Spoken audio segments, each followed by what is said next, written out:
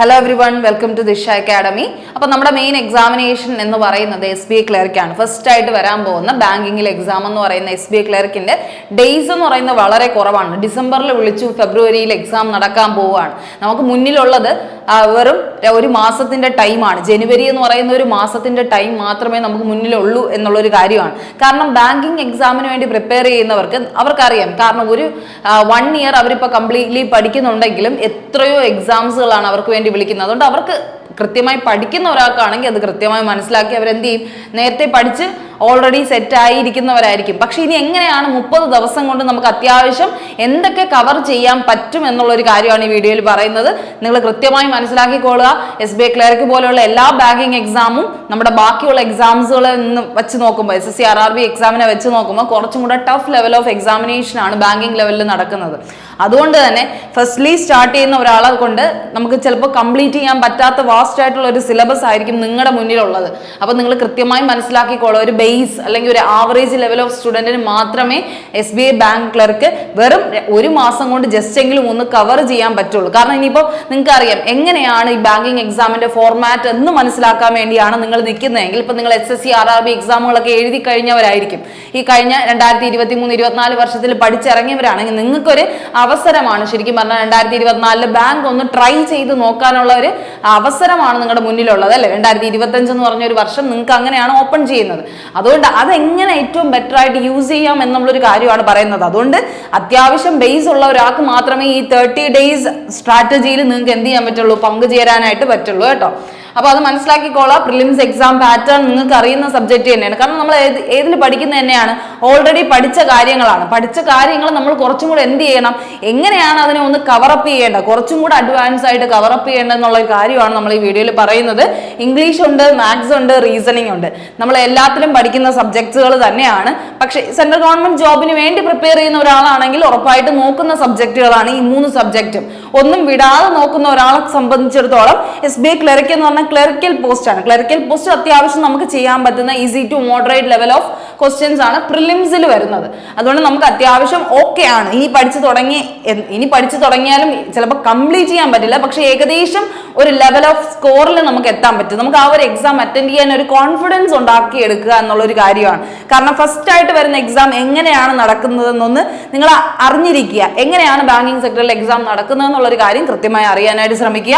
അപ്പോൾ നമുക്ക് വരുന്ന ക്വസ്റ്റ്യൻ പാറ്റേൺ ഒക്കെ അറിയാം. 1 മാർക്കാണ് കറക്റ്റ് ആൻസറിന് വരുന്നത്, 1/4 ആണ് നെഗറ്റീവ് വരുന്നത്. 4 ക്വസ്റ്റ്യൻ തെറ്റിയാൽ 1 മാർക്ക് പോകും. അപ്പൊ എല്ലാത്തിനും ഈച്ച് സെക്ഷണൽ ടൈംസും കൊടുത്തിട്ടുണ്ട്. ഇംഗ്ലീഷിന് 20 മിനിറ്റ്, മാത്സിന് 20 മിനിറ്റ്, റീസണിങ്ങിന് 20 മിനിറ്റ്. ഇതിൽ നിന്ന് തന്നെ നിങ്ങൾ ബേസിക്കലി മനസ്സിലാക്കേണ്ടത് നിങ്ങളുടെ ഏറ്റവും കൂടുതൽ ടെസ്റ്റ് ചെയ്യുന്ന എന്താണെന്ന് ചോദിച്ചു കഴിഞ്ഞാൽ നിങ്ങളുടെ നോളജിനെക്കാളും കൂടുതൽ എന്താണ്, നിങ്ങളുടെ കാൽക്കുലേഷൻ സ്പീഡും അതുപോലെ നിങ്ങളുടെ മെന്റൽ എബിലിറ്റിയും അതുപോലെ തന്നെ നിങ്ങൾ ഇത്രയും നാൾ പ്രിപ്പയർ ചെയ്ത ആ ഒരു രീതി, വേ ഓഫ് എങ്ങനെയാണ്, നിങ്ങൾ എവിടെയാണ് കുറവെന്നുള്ള ഒരു കാര്യം നിങ്ങൾക്ക് കൃത്യമായി മനസ്സിലാക്കും. സ്പീഡ് ആണെങ്കിൽ അത് നിങ്ങളെ മനസ്സിലാക്കി തരും. കാരണം ഇത്രയും 35 ക്വസ്റ്റ്യന് നിങ്ങൾക്കുള്ള ടൈം 20 മിനിറ്റ് ആണ്. ആ 20 മിനിറ്റിൽ നിങ്ങൾക്ക് കംപ്ലീറ്റ് ചെയ്യാൻ പറ്റിയാൽ നിങ്ങൾ അത്രത്തോളം നിങ്ങൾ പ്രിപ്പയർഡ് ആയി, നിങ്ങൾ അത്രത്തോളം നിങ്ങൾ ഫ്രണ്ടിൽ എത്തി എന്നുള്ളതാണ്. ബാക്കിയുള്ള കോമ്പറ്റീഷനെ വെച്ച് നോക്കുകയാണെങ്കിൽ നിങ്ങൾക്ക് എന്ത് ചെയ്യാൻ പറ്റും, കുറച്ചും കൂടെ കോൺഫിഡൻസ് ഉണ്ടാക്കിയെടുക്കാൻ പറ്റുന്ന കാര്യമാണ്. റീസണിങ് ആയിക്കോളെ, ഇപ്പൊ നമ്മളിപ്പോൾ റീസണിങ് എന്ന് പറയുമ്പോൾ കുറേ ടോപ്പിക്സ് കഴിയുമ്പോൾ തന്നെ നമ്മൾ വിചാരിക്കുമോ റീസണിങ് എല്ലാം പഠിച്ചു കഴിഞ്ഞു, ഇനി കുഴപ്പമില്ല, അതിനെ കുറച്ച് നാൾ മാറ്റി വെച്ചിട്ട് ബാക്കി സബ്ജക്റ്റിന് ഇമ്പോർട്ടൻസ് കൊടുക്കാമെന്ന് വിചാരിക്കുന്ന ഒരുപാട് പേരുണ്ട്. പക്ഷെ അവിടെയാണ് നിങ്ങൾ ഈ ബാങ്കിങ്ങിൻ്റെയൊക്കെ റീസണിങ് ചെയ്തു നോക്കുമ്പോൾ നിങ്ങൾക്ക് കുറച്ചും കൂടെ മനസ്സിലാക്കും അതിന്റെ പാറ്റേൺ ഡിഫറൻസ് എങ്ങനെയാണ്, അതിനെങ്ങനെയൊക്കെ അഡ്വാൻസ് ലെവലിൽ വരാം. ഈ റീസണിങ് തന്നെ നമ്മൾ നോർമലി ചെയ്യുന്ന ഒട്ടും കൺഫ്യൂസിങ് അല്ലാത്ത റീസണിങ്ങും ബാങ്കിങ്ങിൽ വരുന്ന ഒരു കൺഫ്യൂസിങ് ടൈപ്പ് ഓഫ് ക്വസ്റ്റ്യൻസും ഉള്ള റീസണിങ്ങും എങ്ങനെയാണെന്നുള്ള ഒരു ഡിഫറൻസ് ഒക്കെ നിങ്ങൾക്ക് കൃത്യമായിട്ട് ഏതിൽ മനസ്സിലാക്കാൻ പറ്റും. ഈ ഒരു എക്സാം എഴുതുമ്പോൾ കൃത്യമായി മനസ്സിലാക്കാം. അപ്പൊ അതിനുവേണ്ടി ട്രൈ ചെയ്യുന്നവരാണെങ്കിൽ ഉറപ്പായിട്ടും ഇക്കാര്യങ്ങൾ മനസ്സിലാക്കി പോവുക. അപ്പൊ നിങ്ങൾക്ക് ഉള്ള കാര്യം അറിയാം, 100 ക്വസ്റ്റ്യൻ 100 മാർക്കാണ്, ഡ്യൂറേഷൻ 1 മണിക്കൂറാണ്.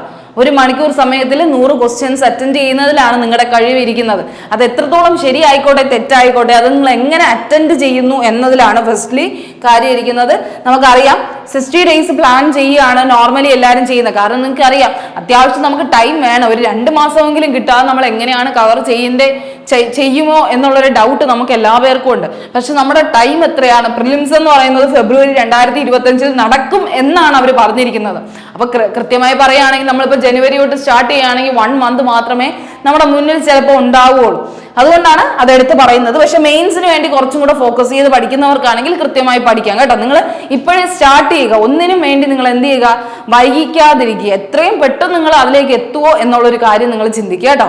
നിങ്ങളായിട്ട് സ്റ്റാർട്ട് ചെയ്യണം, നിങ്ങളുടെ ലൈഫാണ്, നിങ്ങൾ മുന്നിലെത്താനായിട്ട് ശ്രമിക്കുക. മെയിൻസ് മാർച്ച് ഏപ്രിൽ ടൈമിൽ തന്നെ നടക്കുകയാണ്. അതിന് ഏകദേശം ഒരു 60 days എബോവ് നിങ്ങൾക്ക് ടൈം കിട്ടും. പക്ഷെ നിങ്ങൾ എന്ത് ചെയ്യുക, പ്രിലിംസ് എങ്ങനെ കവർ ചെയ്യണം എന്നുള്ളൊരു കാര്യം കൃത്യമായി ശ്രദ്ധിക്കുക.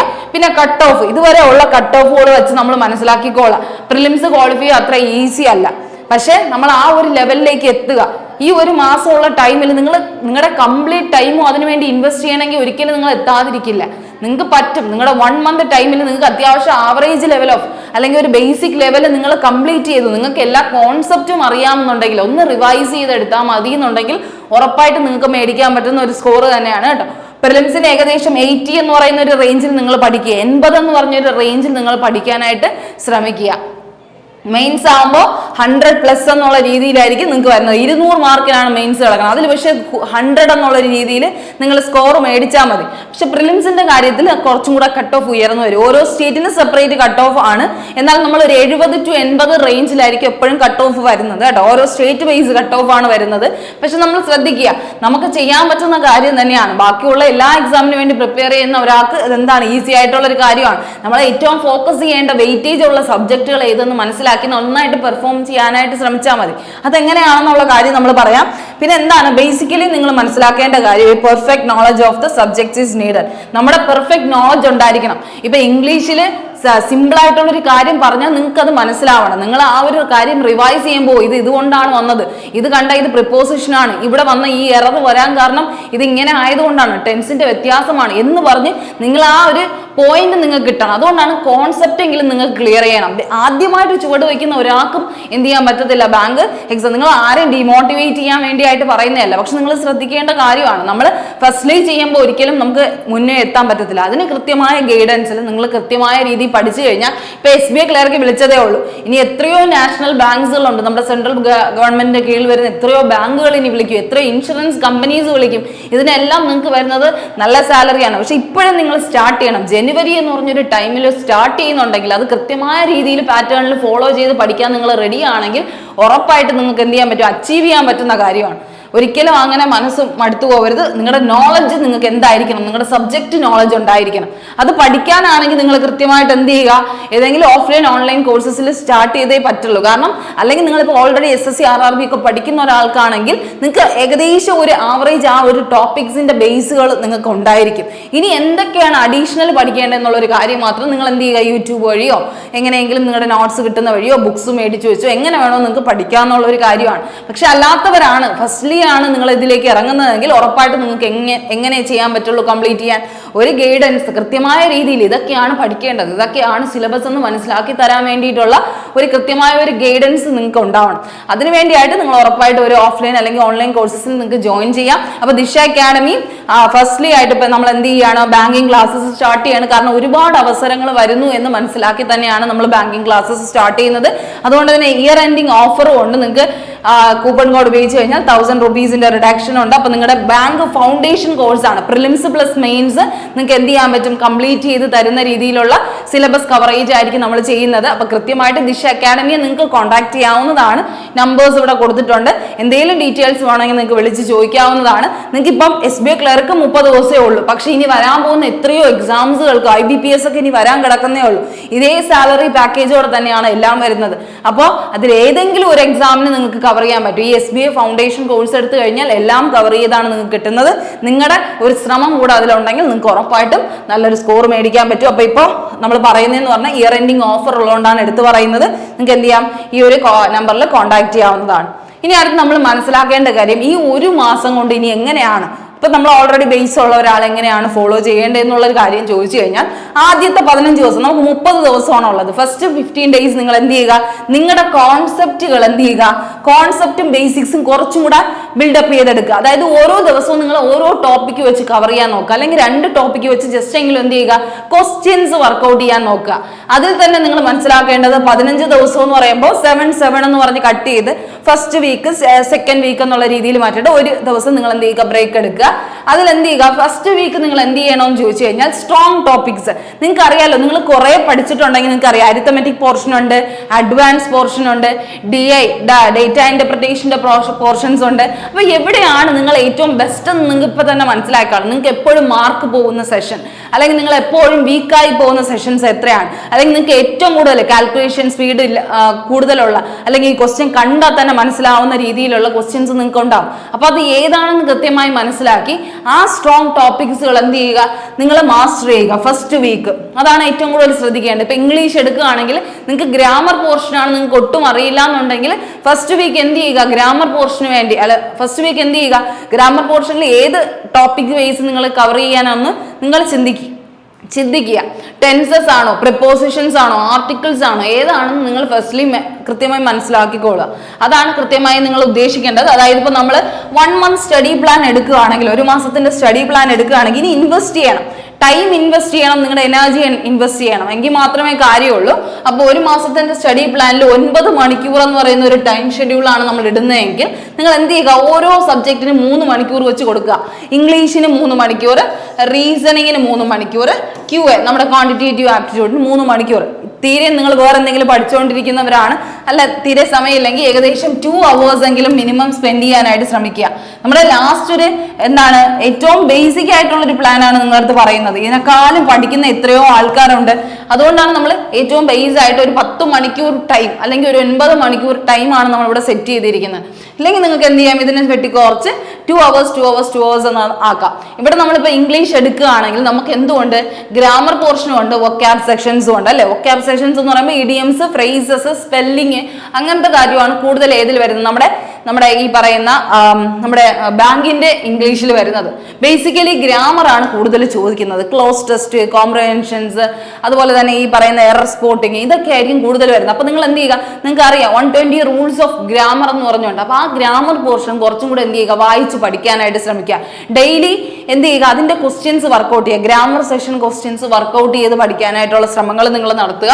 അപ്പൊ എന്ത് ചെയ്യുക, ഇംഗ്ലീഷ് പഠിക്കുന്ന ഒരാളാണെങ്കിൽ 3 മണിക്കൂർ സമയമാണ് നിങ്ങൾ ഇപ്പം ഇവഞ്ച്വലി ഉള്ളതെങ്കിൽ നിങ്ങൾ എന്ത് ചെയ്യുക, 1 മണിക്കൂർ ഗ്രാമറിനും 1 മണിക്കൂർ വൊക്കാബിനും 1 മണിക്കൂർ എന്ത് ചെയ്യുക, ഇതിന്റെ ഒരു മിക്സ്ചർ ആയിട്ടുള്ള ക്വസ്റ്റ്യൻസ് ചെയ്യാനുള്ള ടൈമാണ്. അങ്ങനെയാണ് 3 മണിക്കൂർ നമ്മൾ ഫിക്സ് ചെയ്യുന്നത്. ഇപ്പോൾ ഒരു ദിവസം ഉണ്ടെങ്കിൽ അതിൽ 3 മണിക്കൂർ ഇംഗ്ലീഷിന് സ്പെൻഡ് ചെയ്യുന്നെങ്കിൽ രാവിലെ എണീക്കുമ്പോൾ നിങ്ങൾ എന്ത് ചെയ്യുക, രാവിലെ വൊക്കാബ് സെഷൻസ് പഠിക്കുക, വൊക്കാബിന്റെ കുറച്ച് ക്വസ്റ്റ്യൻ എന്ത് ചെയ്യുക, വേർഡ്സ് പഠിക്കാനായിട്ടുള്ള ശ്രമങ്ങൾ നടത്തുക. അത് കഴിഞ്ഞ് രാത്രി കിടക്കുന്നതിന് മുമ്പേ ഗ്രാമറിന്റെ കുറച്ച് പാർട്ട് എടുത്തിട്ട് നിങ്ങൾ എറർ സ്പോട്ടിങ് സ്വന്തമായിട്ട് കണ്ടുപിടിക്കാനുള്ള മെത്തേഡ്സുകൾ, ക്വസ്റ്റ്യൻസ് ചെയ്യുക. ഇനി ഒന്നും നമ്മൾ ബേസിക്കലി പഠിക്കാനുള്ള ഒരു ടൈം അല്ല നമുക്കുള്ളത്, നമ്മൾ മാസ്റ്റർ ചെയ്യുക. എവിടെയാണോ നമുക്ക് മിസ്റ്റേക്ക് വരുന്നത് ആ ടോപ്പിക്സുകൾ എടുത്തെടുത്ത് കവർ ചെയ്ത് പോകുക. ഞാൻ കഴിഞ്ഞ ദിവസം SBIയുടെ സിലബസ് വെയിറ്റേജ് കൊടുത്തു. സിലബസ് വെയിറ്റേജിൽ ഏതൊക്കെയാണ് പ്രത്യേകമായിട്ടുള്ള ടോപ്പിക്സ് എന്ന് എടുത്ത് പറഞ്ഞിട്ടുണ്ട്. ആ ടോപ്പിക്സുകൾ നിങ്ങൾ എന്ത് ചെയ്യുക, ഓരോ ദിവസം കവറപ്പ് ചെയ്ത് പോകാനായിട്ടുള്ള ശ്രമങ്ങൾ നടത്തുക. അതിന്റെ ക്വസ്റ്റ്യൻസ് ഒക്കെ നിങ്ങൾക്ക് ഗൂഗിളിലും യൂട്യൂബിലും ഒക്കെ അവൈലബിൾ ആണ്. അങ്ങനെ നോക്കി നിങ്ങൾക്ക് എന്ത് ചെയ്യാം, പഠിക്കാവുന്നതാണ്. ബുക്സുകളുണ്ട്, അങ്ങനെ എങ്ങനെ വേണോ പഠിക്കാം. അപ്പൊ 2 മണിക്കൂർ മിനിമം അതിനു വേണ്ടി ഇൻവെസ്റ്റ് ചെയ്യാനായിട്ട് ശ്രമിക്കുക. നിങ്ങൾക്ക് വേറെ എന്തെങ്കിലും വർക്കുകൾ ഉണ്ടെങ്കിൽ അപ്പൊ ഗ്രാമർ നോക്കുക, വൊക്കാബ് നോക്കുക, രാവിലെ വൊക്കാബ്സ് നോക്കുക, രാത്രി എന്ത് ചെയ്യുക, ഗ്രാമർ നോക്കാനായിട്ടുള്ള ശ്രമങ്ങൾ നടത്തുക. ഏറ്റവും നല്ല പ്രൊഡക്റ്റീവ് ടൈമിൽ നിങ്ങൾ ഫുഡൊക്കെ കഴിച്ച് നല്ല ഹെൽത്തി ആയിരിക്കുന്ന ടൈമിൽ QA നമ്മുടെ ക്വാണ്ടിറ്റേറ്റീവ് ആപ്റ്റിറ്റ്യൂഡ് പോലെയുള്ള നല്ല എന്താണ് നമുക്ക് ഏറ്റവും കൂടുതൽ ബുദ്ധി ഉപയോഗിക്കേണ്ടതായിട്ടുള്ള കാര്യങ്ങൾ പഠിക്കാനായിട്ട് ശ്രമിക്കുക. എപ്പോഴും പഠിക്കുമ്പോൾ നിങ്ങളുടെ ബേസ് സെറ്റ് ആയിരിക്കണം. നിങ്ങൾക്ക് സ്ക്വയർ റൂട്ട് അറിഞ്ഞിരിക്കണം, നിങ്ങളുടെ ക്യൂബ്സ് അറിഞ്ഞിരിക്കണം, നിങ്ങളുടെ മൾട്ടിപ്ലിക്കേഷൻ ടേബിൾസ് അറിഞ്ഞിരിക്കണം, പെർസെൻറ്റേജ് വാല്യൂസ് അറിഞ്ഞിരിക്കണം. അങ്ങനത്തെയൊക്കെ സിമ്പിൾ കാര്യങ്ങൾ അറിഞ്ഞിരിക്കണം. നിങ്ങളുടെ ഫോർമുലാസ് ഒക്കെ ഓൾറെഡി ബൈ ഹാർട്ടഡ് ആയിരിക്കണം. ഈ ഒരു കോമ്പറ്റീഷൻ വേൾഡിൽ എത്തുമ്പോൾ നമ്മൾ ഏറ്റവും ഫ്രണ്ടിലായിരിക്കണം എല്ലാ കാര്യത്തിലും കേട്ടോ. അപ്പൊ QA പഠിക്കുമ്പോൾ ഒക്കെ ഉള്ള ശ്രദ്ധകൾ അതായിരിക്കണം. ഇപ്പൊ ടോപ്പിക് എടുക്കുകയാണെങ്കിൽ ഓരോ ടോപ്പിക് വേസ് ചെയ്ത് പോകുന്നു കേട്ടോ. റീസണിങ് ആണെങ്കിലും നമ്മൾ എന്താണ് നോക്കേണ്ടത്, സ്പീഡാണ് നോക്കേണ്ടത്, വേറെ ഒന്നും നോക്കണ്ട. നിങ്ങളുടെ മെന്റൽ എബിലിറ്റി എത്രയും പെട്ടെന്ന് നമുക്ക് ഇതെങ്ങനെ നമ്മുടെ മെമ്മറി ക്യാച്ചബിൾ ആവും, എത്രയും പെട്ടെന്ന് നമുക്കത് ചെയ്യാൻ പറ്റും എന്നുള്ള ഒരു കാര്യമാണ് ചെയ്യേണ്ടത്. ഇപ്പൊ നമ്മൾ പറഞ്ഞു ഫസ്റ്റ് വീക്ക് നിങ്ങൾ എന്ത് ചെയ്യുക, ഏറ്റവും നല്ല ടോപ്പിക്സുകൾ നോക്കി സ്ട്രോങ് ടോപ്പിക്സുകൾ നിങ്ങളുടെ ഏറ്റവും ബെസ്റ്റ് ടോപ്പിക്സ് എടുത്ത് പഠിക്കുക. രണ്ടാമത്തെ വീക്ക് ആകുമ്പോൾ അത് നിങ്ങളുടെ എന്ത് ചെയ്യുക, വീക്ക് ടോപ്പിക്സിനെ ബേസ് ചെയ്ത് പഠിക്കുക. രണ്ടും കൂടെ മിക്സ് ചെയ്ത് പഠിക്കാണ്ടിരിക്കുക. ഏറ്റവും നല്ല ടോപ്പിക്സ് എടുത്തിട്ട് നിങ്ങളുടെ സ്ട്രോങ് ടോപ്പിക് എന്ന് മനസ്സിലാക്കുന്നതിനെ ഫസ്റ്റ് പഠിച്ച് ഏറ്റവും വീക്ക് ടോപ്പിക്സിനെ രണ്ടാമത്തെ ആഴ്ചയിൽ പഠിക്കുക. അങ്ങനെ പഠിക്കുമ്പോൾ 15 ദിവസം ഏകദേശം കഴിയും. അത് കഴിഞ്ഞിട്ടുള്ള 15 ദിവസം എന്ത് ചെയ്യുക, ഇപ്പൊ 2 ടോപ്പിക്സുകൾ നിങ്ങൾ ഏകദേശം കവർ ചെയ്യണം. ഈ ടൈമാണ് നമ്മൾ പറഞ്ഞത് 3 മണിക്കൂർ വെച്ച് ഓരോ സബ്ജക്റ്റിനും കൊടുക്കാനായിട്ട് ശ്രമിക്കുക, അല്ലെങ്കിൽ മിനിമം 2 hours കൊടുക്കാനായിട്ടുള്ള ശ്രമങ്ങൾ നടത്തുക. ഇനി അടുത്തുള്ള 15 ദിവസം എന്ത് ചെയ്യുക, റിവിഷൻ മോക്കുകൾ, പ്രീവിയസ് ഇയർ ക്വസ്റ്റ്യൻസ് എടുത്തു വെച്ച് കൃത്യമായി ചെയ്ത് പഠിക്കുക. പ്രീവിയസ് ഇയർ ക്വസ്റ്റ്യൻസ് മാത്രം എന്ത് ചെയ്യുക, റിവിഷൻ ചെയ്തുകൊണ്ടിരിക്കുക, മോക്കടിച്ച് റിവിഷൻ ചെയ്യുക. ഇനി അടുത്ത റിമൈനിങ് ഡേയ്സ് ഉണ്ടെങ്കിൽ എന്ത് ചെയ്യുക, ഫ്രഷപ്പ് ആയിട്ട് എല്ലാ ദിവസവും മോക്ക് മാത്രം ചെയ്യുക. എന്നിട്ട് എവിടെയാണോ മോക്കിൽ അനാലിസിങ് ചെയ്യുമ്പോൾ മിസ്റ്റേക്സ് വരുന്നത് ആ ടോപ്പിക്സ് വീണ്ടും എടുത്ത് എന്ത് ചെയ്യുക, ഒന്നും കൂടെ നോക്കി അതെന്ത് ചെയ്യുക, ബൈ ഹാർട്ട് ആയത് എഴുതി വെച്ച് പഠിക്കാനായിട്ടുള്ള ശ്രമങ്ങൾ നടത്തുക. അങ്ങനെ മാത്രമേ നിങ്ങൾക്ക് ഈ ഒരു 30 ഡേയ്സിൽ അത്യാവശ്യം അറിയുന്ന ഒരാളെ കൊണ്ട് കംപ്ലീറ്റ് ചെയ്യാനായിട്ട് പറ്റുള്ളൂ. അപ്പോൾ ഏറ്റവും ഇമ്പോർട്ടൻ്റ് ആയിട്ടുള്ള ടോപ്പിക്സ് പറഞ്ഞിട്ടുള്ള സിലബസ് വെയിറ്റേജിന്റെ വീഡിയോ ഓൾറെഡി ചെയ്തിട്ടുണ്ട്. ആ സിലബസ് മനസ്സിലാക്കി ഏറ്റവും സ്ട്രോങ് ടോപ്പിക്സ് നിങ്ങളുടെ ഏതാണെന്ന് കൃത്യമായി അനലൈസ് ചെയ്ത് ഓരോ സെക്ഷനും ഓരോ മാർക്കിംഗ് നമ്മളിപ്പം അവേഴ്സ് കൊടുത്തിട്ടുണ്ട്, ആ അവേഴ്സിൽ കൃത്യമായ രീതിയിൽ പഠിക്കാനായിട്ടുള്ള ശ്രമങ്ങൾ നിങ്ങൾ നടത്തുക. ആ ഒരു മാസം കൊണ്ട് നിങ്ങൾക്ക് എത്രത്തോളം സ്കോർ ഉണ്ടാക്കുക എന്നുള്ള ഒരു ചലഞ്ച് അക്സെപ്റ്റ് ചെയ്ത് നിങ്ങളായിട്ട് തന്നെ നോക്കി നോക്കുക. ഈ എക്സാം എഴുതുമ്പോൾ നിങ്ങൾക്ക് എത്ര മാർക്ക് കിട്ടുന്നു എന്നുള്ളൊരു കാര്യം നിങ്ങൾ അനലൈസ് ചെയ്യാനായിട്ട് ശ്രമിക്കുക കേട്ടോ. നിങ്ങളായിട്ട് ശ്രമങ്ങൾ തുടങ്ങുക. ഇനി ഒരു പുതിയൊരു വർഷമാണ്, പുതിയൊരു ചേഞ്ചസ്, നിങ്ങളിൽ തന്നെ ഒരു പുതിമ ഉണ്ടാക്കിയെടുക്കാനുള്ള ശ്രമങ്ങളാണ് നിങ്ങൾ ശ്രദ്ധിക്കേണ്ടത് കേട്ടോ. ഇനി അടുത്ത് നമ്മുടെ ക്വാണ്ടിറ്റേറ്റീവ് ആപ്റ്റിറ്റ്യൂഡ് ചെയ്യുമ്പോൾ നമുക്ക് എപ്പോഴും വരുന്ന മിസ്റ്റേക്സ് എന്ന് പറഞ്ഞാൽ, ക്വാണ്ടിറ്റേറ്റീവ് ആപ്റ്റിറ്റ്യൂഡ് ആയാലും റീസണിങ് ആയാലും നമുക്ക് ഏറ്റവും മിസ്റ്റേക്ക് വരുന്നത് ക്വസ്റ്റ്യൻ അണ്ടർസ്റ്റാൻഡ് ചെയ്യാനാണ്. ഫസ്റ്റ് നമ്മൾ എപ്പോഴും ക്വസ്റ്റ്യൻ വായിക്കുക ഒരുപാട് ടൈം എടുക്കരുത്. പക്ഷെ നമുക്ക് ബൈ പ്രാക്ടീസ് മാത്രമേ അത് ഓക്കെ ആവുള്ളൂ. നന്നായിട്ട് ക്വസ്റ്റ്യൻസ് വായിക്കാനുള്ള ശ്രമങ്ങൾ നടത്തുക. ഏറ്റവും പെട്ടെന്ന് ക്വസ്റ്റ്യൻ വായിച്ചിട്ട് ഇത് ഏത് യൂണിറ്റിൽ നിന്നാണ് ആ ക്വസ്റ്റ്യൻ വന്നതെന്നുള്ളൊരു ആ പോയിന്റ് നമുക്ക് കിട്ടണം. പ്രോഫിറ്റ് ആൻഡ് ലോസ് ആണോ, അല്ലെങ്കിൽ ഡിസ്കൗണ്ടിലെ ക്വസ്റ്റ്യൻസ് ആണോ, അല്ലെങ്കിൽ ഈ പറയുന്ന ടൈം സ്പീഡ് ആൻഡ് ഡിസ്റ്റൻസിലെ ക്വസ്റ്റ്യൻ ആണോ എന്നുള്ള കാര്യം കൃത്യമായി നമുക്ക് കിട്ടണം. അത് ഫസ്റ്റിനെ നിങ്ങൾ കിട്ടണം. ക്വസ്റ്റ്യൻ അണ്ടർസ്റ്റാൻഡ് ചെയ്ത് കഴിഞ്ഞു കഴിഞ്ഞാൽ അതിന്റെ കോൺസെപ്റ്റിലേക്ക് പെട്ടെന്ന് റീകോളിംഗ് ഉണ്ടാവണം. അത് നിങ്ങൾ ഇപ്പോൾ പഠിക്കുമ്പോൾ റിവിഷൻ, ബാക്കിയുള്ള 15 ദിവസം നിങ്ങളുടെ റിവിഷൻ ചെയ്യാൻ പറഞ്ഞില്ലേ, പ്രീവിയസ് ഇയർ ക്വസ്റ്റ്യൻസ് അനലൈസ് ചെയ്ത് കണ്ടുപിടിക്കാൻ പറഞ്ഞില്ലേ, ആ സമയത്ത് നിങ്ങൾ ഒരു ക്വസ്റ്റ്യൻ ചെയ്യുമ്പോൾ നിങ്ങൾ തന്നെ ഒരു ടൈം സെറ്റ് ചെയ്ത് വെച്ചിട്ട് നിങ്ങളുടെ ക്വസ്റ്റ്യൻ ചെയ്യണം. ഇത്ര ദിവസം 50 ക്വസ്റ്റ്യൻസ് മാക്സിൽ നിന്ന് ചെയ്യുമെന്ന് വിചാരിച്ച് തന്നെ ഇരിക്കുന്നു. ഓരോ ടോപ്പിക്കിൽ നിന്ന് 50 ക്വസ്റ്റ്യൻ കവർ ചെയ്തിട്ടേ കിടക്കാവും. ആ 3 മണിക്കൂറിൽ നിങ്ങൾ അത് കംപ്ലീറ്റ് ചെയ്യണം. അല്ലെങ്കിൽ ആ 2 മണിക്കൂറിൽ മാക്സിമം 25 ക്വസ്റ്റ്യൻ എങ്കിലും ചെയ്യാൻ നോക്കണം. ആ ഒരു സ്പീഡാണ് നിങ്ങൾ ഉണ്ടാക്കിയെടുക്കേണ്ടത്. നമുക്കുള്ളത് എത്രയാണ്, 35 ക്വസ്റ്റ്യൻസ് ആണ് ഉള്ളത്.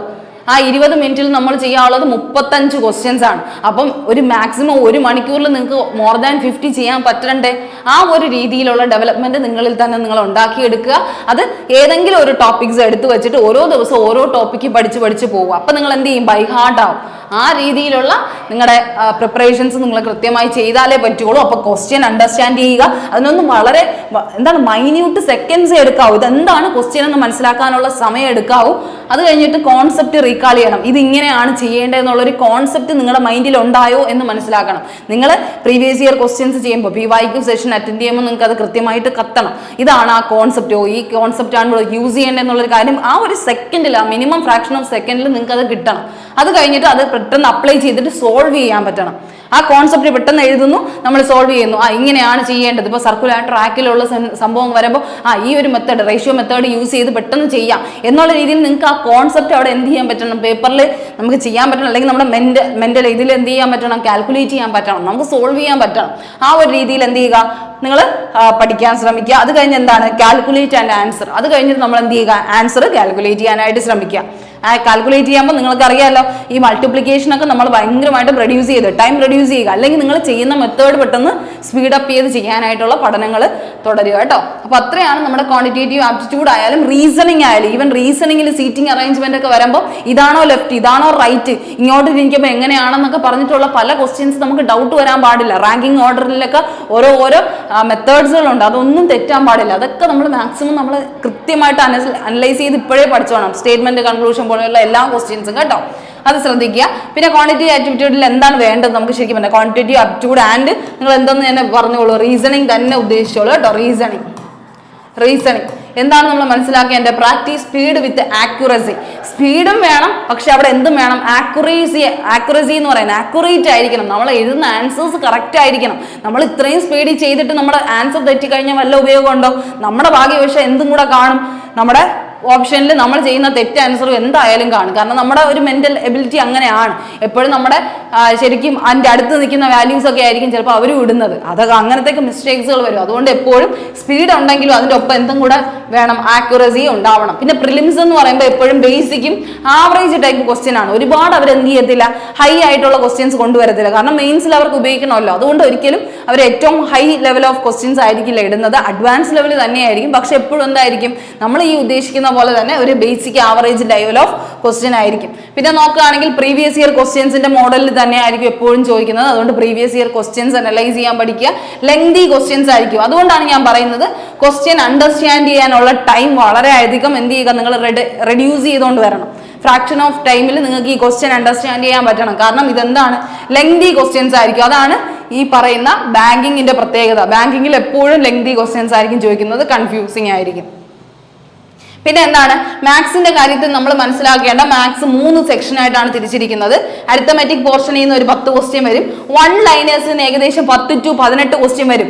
ഈ വൺ ലൈനേഴ്സ് എന്ന് പറയുന്നത് കഴിഞ്ഞ ദിവസവും നമ്മൾ പറഞ്ഞു സിലബസ് വെയിറ്റേജിൽ എന്താണ്, സിംപ്ലിഫിക്കേഷൻ പോലെയുള്ള ക്വസ്റ്റ്യൻസ് ആണ്. നമുക്ക് ഒരുമാതിരി നമുക്ക് എന്ത് ചെയ്യാൻ പറ്റും, റോങ് നമ്പർ സീരീസ് എന്നൊക്കെ പറഞ്ഞിട്ടുള്ള കുറച്ച് മാത്സിന്റെ തന്നെ കാൽക്കുലേറ്റീവ് ആയിട്ടുള്ള ക്വസ്റ്റ്യൻസ് നമുക്ക് കണ്ടുപിടിക്കാനുള്ള കുറച്ച് ടൈം കൺസ്യൂമിങ് ആയിട്ടുള്ള ക്വസ്റ്റ്യൻസ്. പക്ഷെ അതിനൊക്കെ നമ്മൾ കൃത്യമായിട്ടുള്ള ബേസിക് സെറ്റ് ആണെങ്കിൽ നമ്മുടെ ഈ പെർസെൻറ്റേജ് മനസ്സിലാക്കുക, സ്ക്വയർ റൂട്ടുകൾ, സ്ക്വയേഴ്സ്, ക്യൂബ്സ്, ഇതൊക്കെ ഓൾറെഡി നമ്മൾ പഠിച്ചു വെച്ചിട്ടുണ്ടെങ്കിൽ നമുക്ക് ഇതിലൊന്നും ഒരു ബുദ്ധിമുട്ടും തോന്നൂല. അപ്പോൾ അതാണ് നിങ്ങൾ ശ്രദ്ധിക്കേണ്ടത്. വൺ ലൈനേഴ്സ് ക്വസ്റ്റ്യൻസ് ആണ് ബാങ്കിങ്ങിൽ കൂടുതൽ മാത്സിൽ നിന്ന് വരുന്നത്. അപ്പോൾ 10 to 18 ക്വസ്റ്റ്യൻ അതിൽ നിന്നായിരിക്കും വരുന്നത്.